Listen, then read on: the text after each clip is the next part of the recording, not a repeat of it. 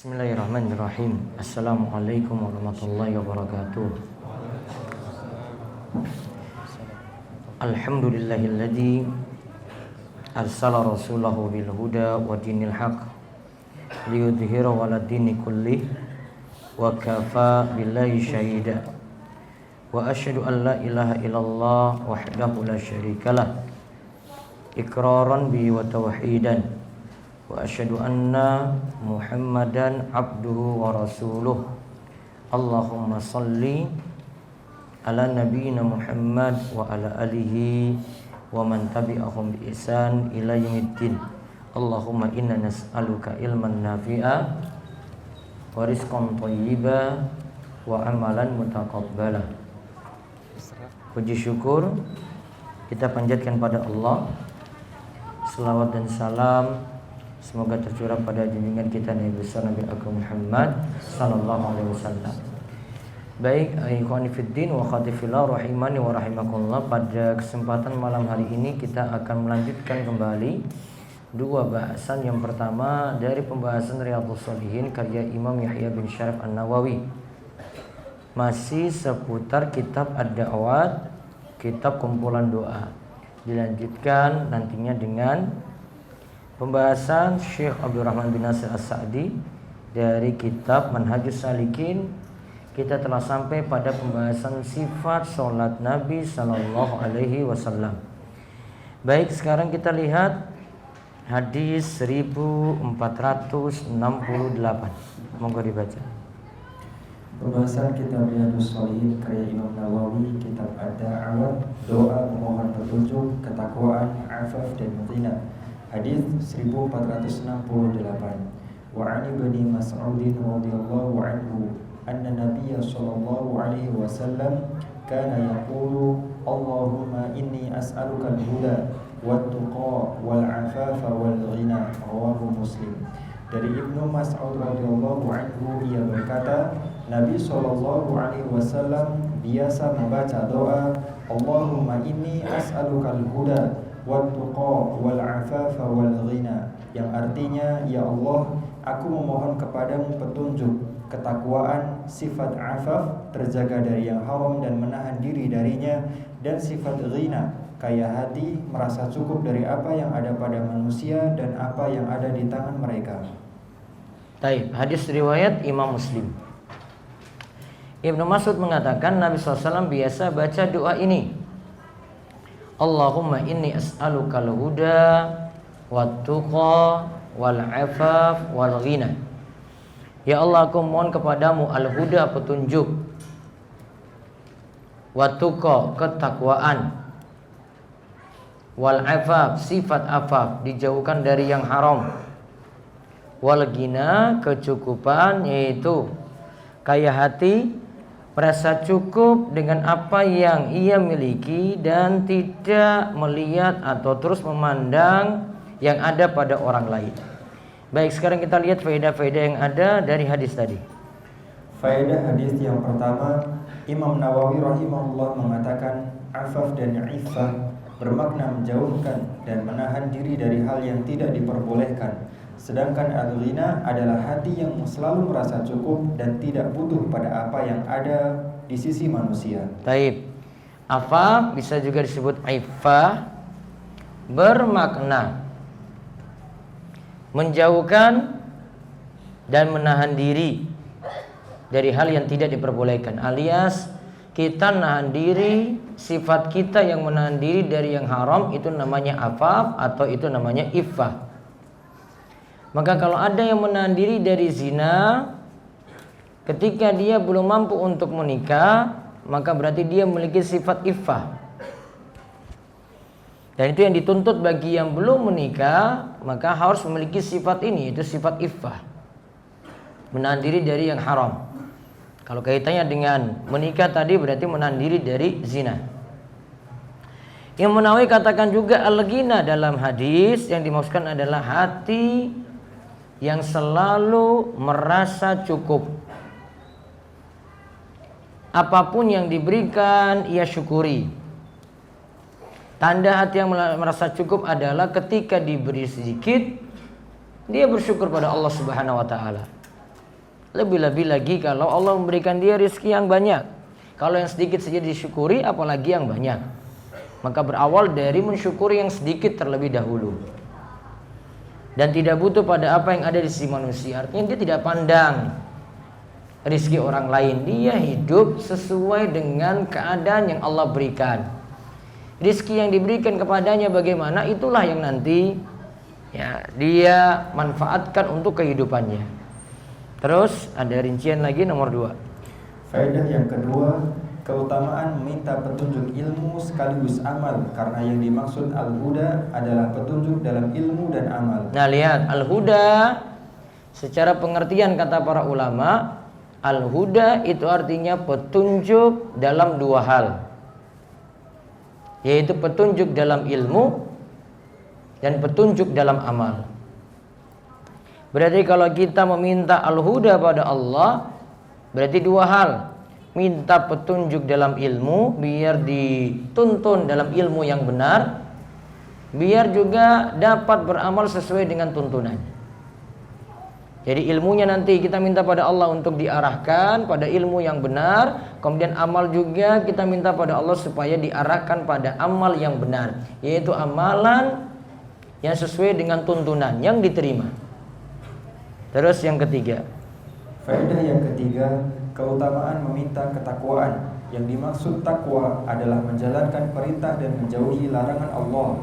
Takwa diambil dari kata wiqayah, yang maknanya melindungi, yaitu maksudnya seseorang bisa mendapatkan perlindungan dari siksa neraka hanya dengan menjalankan setiap perintah dan menjauhi setiap larangan. Takwa berasal dari kata wiqayah, diubah nanti jadi kata takwa. Wiqayah itu artinya melindungi. Jadi dengan takwa ini akan melindungi seorang dari siksa neraka. Bentuknya adalah dengan menjalankan setiap perintah dan menjauhi setiap larangan Allah Subhanahu wa taala. Terus yang keempat, faedah yang keempat, keutamaan meminta sifat afaf atau iffah, yaitu agar dijauhkan dari hal-hal yang diharamkan semacam zina. Berarti doa ini mencakup meminta dijauhkan dari pandangan yang haram, dari bersentuhan yang haram, dari zina dengan kemaluan dan segala bentuk zina lainnya, karena yang namanya zina adalah termasuk perbuatan keji. Nah, di sini mencakup kita minta pada Allah dijauhkan dari yang haram semacam zina. Dimulai dari apa dulu? Pandangan, lalu bersentuhan, kemudian dibenarkan dengan kemaluan, dan segala bentuk zina lainnya. Yang lebih parah yang disebut dengan liwat. Liwat nanti diturunkan lagi pada kata kaum Lot. Kaum Lot melakukan dosa apa? Homoseksual. Maka lebih parah homoseksual dibandingkan dengan zina ini, maka hukuman pelaku homoseks lebih berat dibandingkan dengan pelaku zina. Nah, di sini dikatakan contoh-contoh tadi menjauhkan diri dari zina bentuknya dari sisi pandangan. Pandangan dijaga. Juga dari sisi bersentuhan. Ini perantara, belum zina ini. Ini baru perantara menuju zina.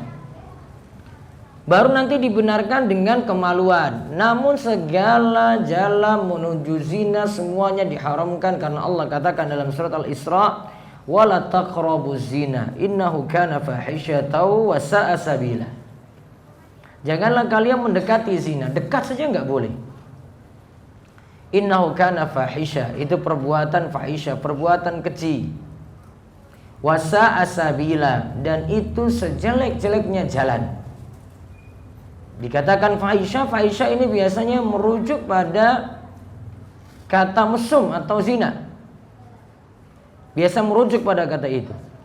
Dan dikatakan itu adalah sejelek-jeleknya jalan. Berarti dalam ayat ini ditunjukkan bahwasanya yang dilarang bukan hanya perbuatan zina saja, namun segala jalan menuju zina itu diharamkan. Walaupun dia pakai kata-kata menarik, ya, ini cuma sekedar teman saja, ini cuma sekedar teman chattingan, ini cuma menjalin ukhuwah Islamiyah. Karepmu neh arak nganggo apa istilahnya. Mau istilah macam-macam, pokoknya kalau hakikatnya itu perantara menuju zina, pokoknya diharamkan berdasarkan ayat tadi. Istilah tidak bisa membuat syariat itu jadi berubah gara-gara istilah kita, nggak bisa. Khamr ya tetap haram walaupun diubah jadi minuman yang misalnya untuk menyegarkan gitu. Ini kan cuma untuk melawan dingin saja, sehingga ada minuman penghangat gitu. Nggak bisa merubah khamr yang memabukkan tadi, yang haram itu jadi halal, nggak bisa. Sama, maka kita lihat dari suatu perbuatan itu hakikatnya kayak gimana. Kalau hakikatnya itu haram, maka dihukumi haram. Tidak bisa dengan sekadar kalimat saja itu jadi merubah ya sesuatu tadi yang haram itu jadi halal, nggak bisa. Terus yang kelima. Yang kelima, keutamaan meminta pada Allah sifat al-ghina, yaitu dicukupkan oleh Allah dari apa yang ada di sisi manusia dengan selalu qanaah, selalu merasa cukup ketika Allah memberinya harta sedikit ataupun banyak. Karena ingatlah bahwa kekayaan hakiki adalah hati yang selalu merasa cukup. Merasa cukup sesuai dengan levelnya masing-masing. Dia diberi rizki ya selevel misalnya 3 juta, berarti dia syukuri. Hidupnya dia jalani hidup seperti itu. Kalau dia diberikan lebih lagi, naik jadi 5 juta, berarti dia hidup juga setara dengan rizki seperti itu. Diberi lagi jadi 10 juta, maka dia hidupnya juga seperti itu. Naik lagi jadi 20 juta, maka dia hidupnya seperti itu. Itu namanya dia hidup sesuai dengan levelnya tadi ya. Itu yang namanya tadi qanaah atau merasa cukup. Merasa cukup di sini bukan berarti hidup miskin, enggak. Bisa jadi ada yang kaya namun amalannya banyak. Dia merasa cukup itu dengan tadi rezeki yang Allah beri. Ya dia syukuri terus, ibadahnya jadi rajin. Allah tahu bahwasanya dia lebih pantas untuk dapat keadaan semacam itu. Daripada ada yang hidup susah namun ibadah juga nggak ada. Maka bukan standarnya di sini lihat dari kekayaannya, namun tadi ketakwaannya itu seperti apa. Maka standar hidup ya disesuaikan dengan apa ya rezeki yang Allah Subhanahu wa taala berikan. Kita tidak hidup melebihi ya dari apa yang sudah diberikan. Gaji sekian tidak dipaksakan hidup. Misalnya dengan level 5 juta tadi tidak dipaksakan hidup sampai levelnya 20 juta, enggak. Akhirnya ujung-ujungnya nantinya dia cari jalan untuk nambah utangan. Bisa kartu kreditnya 5. Numpuk di situ utang. Nanti utang berlipat-lipat di situ dipakai saja. Oh, Pak, ini limit jenengan mau ditambahkan jadi 40 juta. Dia iya saja. Padahal gajinya enggak sampai itu. Ya, walaupun nanti penagihan dari kartu kreditnya tadi ya pakai tagihan minimal. Utang 20 juta suruh bayar 2 juta saja. Namun tetap yang sisanya itu jadi utang bagi dia. Dia belum bayar ya numpuk utang lagi, numpuk utang lagi, numpuk utang lagi.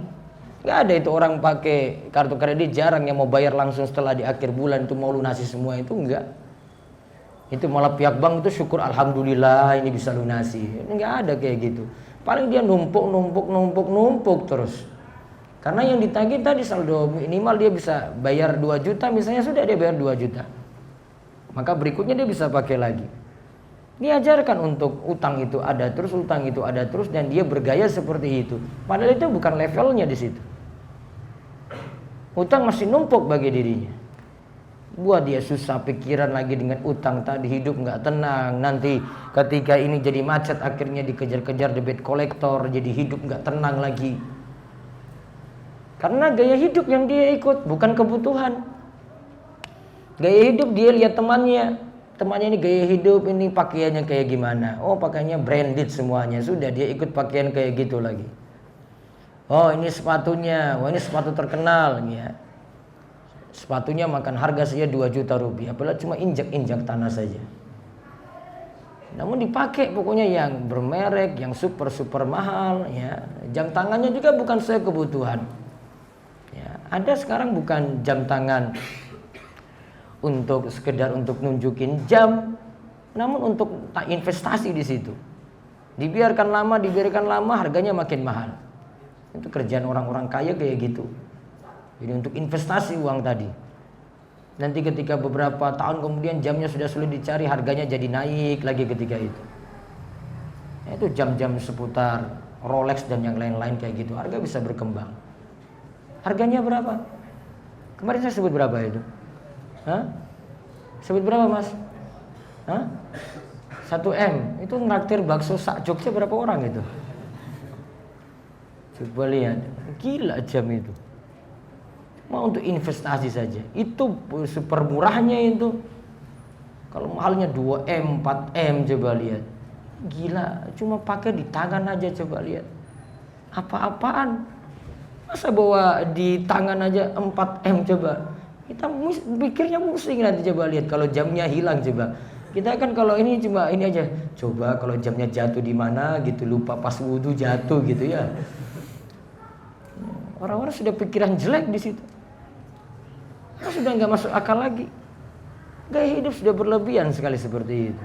Nggak mikir orang yang di bawah, nggak mikir ada yang lebih susah, nggak mikir ada yang lebih sengsara. Terus yang berikutnya lagi yang keenam. Yang keenam, perintah untuk tunduk kepada Allah dan kembali kepadanya dalam setiap keadaan. Nah, di sini suruh tunduk pada Allah. Karena situ minta petunjuk dari Allah, minta ketakwaan. Allah yang beri taufik supaya orang bertakwa. Berarti semuanya harus tunduk pada Allah.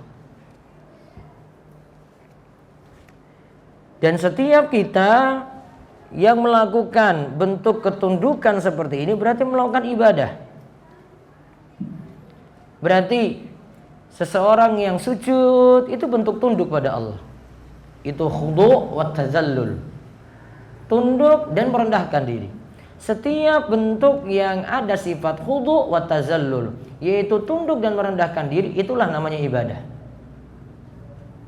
Maka sujud hanya boleh untuk Allah. Karena itu ada khudu', ada tazallul, ada tunduk, dan situ ada bentuk merendahkan diri. Maka tidak boleh orang itu sujud pada selain Allah.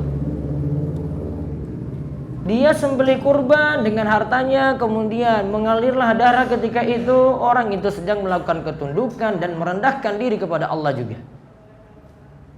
Berarti dia sedang melakukan ibadah. Maka ibadah kayak gini hanya boleh ditujukan pada Allah saja. Nah, di sini kita pasrah, Allah yang beri petunjuk tadi, Allah yang beri ketakwaan, Allah yang menyelamatkan kita dari maksiat, Allah yang berikan kita kecukupan. Dalam doa kita minta pada Allah, kita tidak serahkan pada diri kita sendiri. Sudahlah, saya yakin saya dapat petunjuk jalan yang lurus. Bukan, minta pada Allah. Ketakwaan juga demikian. Saya sudah ibadah, saya sudah berusaha tinggalkan maksiat. Tetap Allah yang beri taufik untuk kita itu bertakwa. Apa juga kita tercegah dari maksiat, itu juga Allah yang tolong. Sehingga tidak bisa kita serahkan pada diri kita sendiri. Walau sekejap mata saja, tetap serahkan pada Allah. Karena Allah yang beri petunjuk kepada kita. Terus yang ketujuh. Yang ketujuh, manusia butuh akan akhlak yang mulia agar istiqomah dalam menjalankan perintahnya dan takut akan siksa Allah, juga berharap rahmatnya. Ya, tadi akhlak yang mulia contohnya sifat afaf, itu akhlak mulia. Ghina, kecukupan, akhlak mulia. Justru kalau sifat ini dimiliki, kita dapat keutamaan yang lainnya lagi. Orang yang memiliki sifat ghina atau qanaah tadi, dia seakan-akan telah memiliki dunia seutuhnya.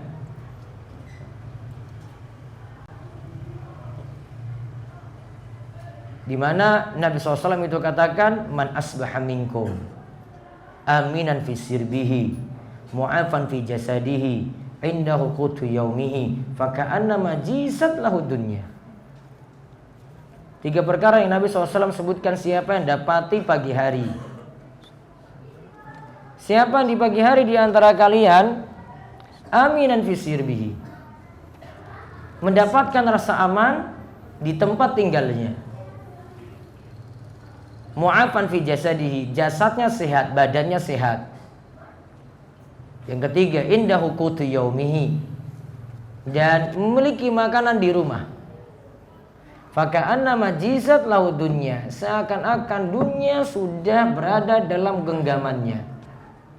Berapa nikmat tadi? 3. Pertama apa? Rasa aman di rumah. Berarti rasa aman itu nikmat.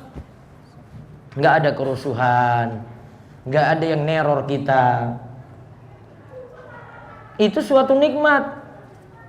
Kalau datang kerusuhan, ada yang neror, berarti rasa aman hilang, nikmat hilang. Maka syukuri kalau Allah masih berikan keamanan, rasa aman, syukuri. Kemudian yang kedua, badan sehat. Kuat, badan sehat tadi bisa untuk ngaji, bisa untuk kuliah, bisa untuk hal baik dia lakukan, bisa untuk ibadah. Kemudian yang ketiga, punya makanan di rumah, walaupun cuma 1 bungkus Indomie pagi hari. Bolak-balik setiap pagi itu terus. Iya kan? Makanan favorit anak-anak kos-kosan. Cuma itu saja, namun punya di rumah pagi hari, maka dia sudah mendapatkan dunia seisinya. Dunia di genggamannya tadi dengan 3 nikmat tadi. Di sini diajarkan ini nikmat sederhana, syukuri. Berarti kalau dengan seseorang memiliki sifat qanaah dengan mensyukuri 3 nikmat tadi, dunia sudah dia miliki. Diajarkan dengan mensyukuri 3 nikmat tadi. Kalau 3 nikmat tadi hilang, kita sudah sulit ibadah itu. Rasa aman hilang, mau sholat sulit. Mau datang pengajian sulit, ada teror sana sini. Kemudian dalam keadaan sakit, sudah malas juga pergi ke tempat pengajian, sudah malas lagi untuk ibadah. Kemudian dalam keadaan tidak makan, lapar, sudah enggak tenang lagi dia ibadah. Maka 3 tadi dimiliki itu seakan-akan sudah memiliki dunia seisinya, dan tidak ada tandingannya karena kita bisa manfaatkan 3 nikmat tadi untuk ibadah pada Allah Subhanahu wa taala. Terus yang ke-8. Faedah yang ke-8, jangan bergantung kepada diri sendiri, karena Rasulullah Shallallahu Alaihi Wasallam yang paling berilmu saja masih meminta kepada Allah dengan doa semacam ini. Rasul SAW masih minta dengan doa semacam ini. Padahal Rasul itu yang berada di atas petunjuk, Rasul itu yang paling bertakwa, Rasul sudah jelas sekali menjaga diri dari zina, dari perbuatan haram, berarti memiliki sifat afaf. Rasul sangat-sangat jelas memiliki sifat ghina. Namun Rasulullah SAW masih minta seperti itu terus. Menunjukkan Rasulullah SAW ajarkan pada kita jangan terlalu percaya diri. Dirinya bisa selamat, dapat petunjuk, bertakwa karena dirinya semata. Harusnya seorang muslim bergantung pada Allah. Allah yang berikan petunjuk, Allah yang berikan ketakwaan. Dia cuma lakukan sebab saja.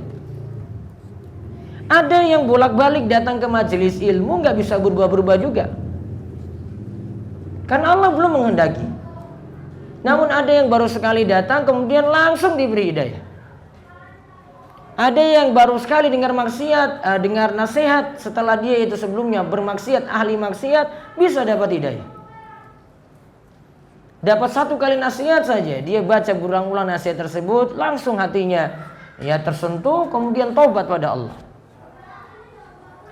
Seperti contoh kisahnya, Umar bin Khattab pernah menyanyikan tentang sahabatnya, di mana dia biasanya jadikan sahabatnya ini jadi utusan. Laki-laki kuat yang berasal dari Syam.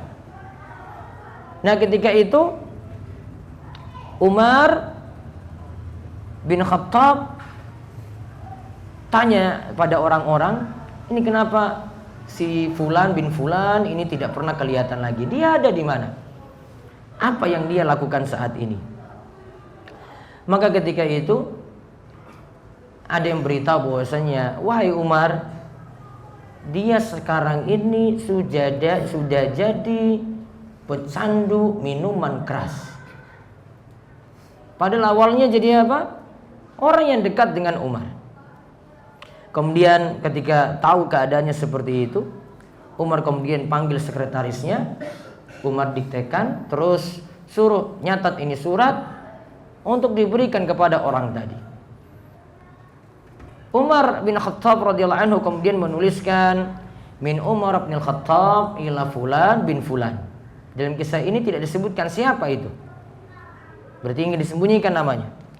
Salamun alaik, salam untukmu. Berarti kesimpulannya juga masih boleh berikan salam kepada ahli maksiat.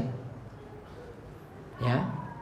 Contoh misalnya, kamu lihat si temanmu lagi gandengan tangan dengan pacarnya gitu, boleh nggak ucapkan salam? Boleh nggak?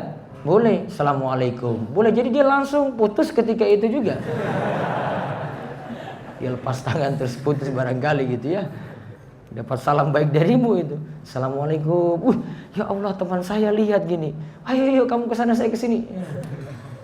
Pindah. Nah, bisa jadi. Di sini salamun alaik. Padahal itu ini adalah pecandu minuman keras.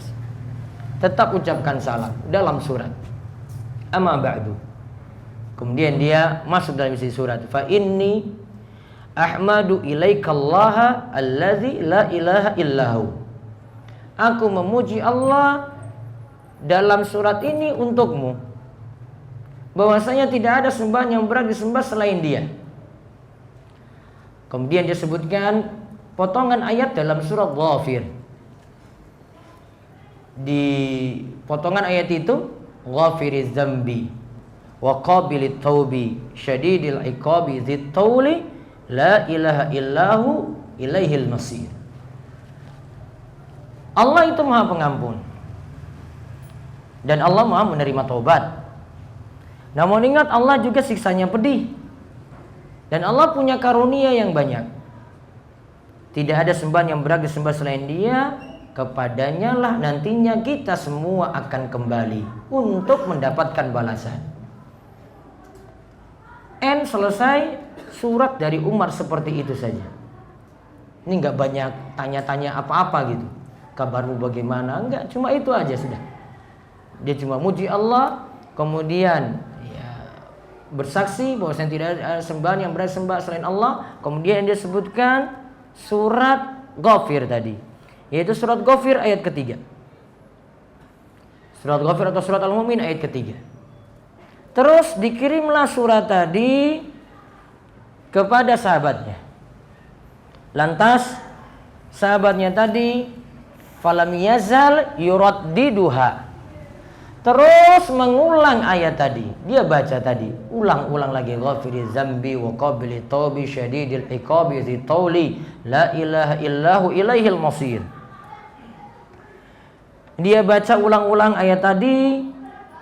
Sebelumnya, sebelum surat tadi itu diberikan padanya, Umar katakan kayak gini dulu kepada orang-orang. Ud'ullaha li akhikum. Berdoalah kepada Allah kebaikan untuk saudara kalian. Ayyukbila biqalbihi. Mudah-mudahan Allah membuka pintu hatinya. Wa ayyatuballah. Kemudian mudah-mudahan dia mau bertobat kepada Allah. Didoakan enggak berarti? Doakan enggak di sini? Didoakan sebelum surat tadi dikirim. Nah, ketika surat tadi diterima, laki-laki ini baca ulang-ulang lagi sampai pada ayat tadi, ghafiriz zambi wa qabilit taubi syadidil iqabi. Dia baca kemudian, berarti Allah, kalau saya tidak bertobat, saya akan dapat hukuman. Kalau saya bertobat, berarti Allah akan mengampuni saya. Maka ketika itu dia dapat surat ini, dia baca ulang-ulang, akhirnya dia itu bertobat. Kemudian setelah dia bertobat, dia nangis, baca lagi, ulang lagi, sampai dikatakan dalam kisah ini akhirnya dia meninggal dunia dalam keadaan sekarat yang baik, alias husnul khotimah. Lantas beritanya sampai kepada Umar bin Khattab. Umar kemudian diberitahu, dia setelah baca suratmu Umar, kemudian dia tobat. Lantas kemudian beberapa waktu kemudian dia meninggal dunia. Maka Umar kemudian mengatakan, hakadza fasna'u. Gini caranya kalau kalian mau berbuat kepada ahli maksiat semacam itu. Idza ra'aitum akhakum zallatan. Jika engkau lihat saudaramu itu terjatuh dalam kesalahan, fasaddiduhu wa waffiquhu. Beri dia petunjuk. Berikan dia itu jalan. Ngajak dia, tuntun dia. Wad'allaha lahu. Lantas berdoalah kepada Allah untuk kebaikannya. Ayyatuba alaihi. Supaya tobatnya itu diterima. Allah nerima tobatnya, dia mau bertobat pada Allah. Wala takunu a'wanan lisyaitani alaihi. Ini kalimat penting di sini. Dan kamu jangan jadi teman dekatnya setan untuk kembali menyesatkannya. Kamu jangan jadi teman dekatnya setan untuk kembali menyesatkannya. Artinya jangan sampai membuat dia putus asa dari rahmat Allah Subhanahu wa taala. Berarti di antara poin penting di sini bahwa orang tadi itu bisa kembali pada Allah ada beberapa sebab. Yang pertama, doa. Sebelum surat dikirim tadi, Umar bin Khattab itu berdoa kepada Allah, semoga Allah itu membukakan pintu hatinya. Berarti masih ada kemungkinan tobatnya diterima. Yang kedua, dinasihati. Nasihatnya berupa apa tadi? Tulisan. Kalau zaman kita ini nggak pakai surat-surat kirim kayak gini, sudah pakai WA saja sudah selesai. Dia punya Instagram, lewat DM-nya sudah selesai. Yang penting tidak nasihat terang-terangan.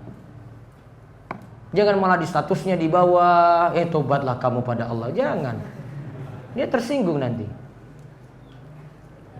Nggak boleh nasihati terang-terangan kayak gitu. Orang rata-rata tidak terima. Orang tidak terima. Bukan karena nasihatnya yang salah, namun kamu cara penyampaiannya yang salah. Maka dinasihati. Tadi yang pertama didoakan, yang kedua dinasihati. Yang ketiga, melakukan pendekatan dengan baik dan hikmah. Tadi isi suratnya ditulis baik-baik. Enggak nyinggung tadi tentang dosanya tadi. Cuma Umar sudah tahu keadaannya bagaimana. Suruh taubat, cuma sebutkan ayat saja. Cuma sebutkan surat Ghafir ayat ketiga tadi. Kemudian poin pentingnya lagi di sini adalah yakin hidayah itu kuasa Allah.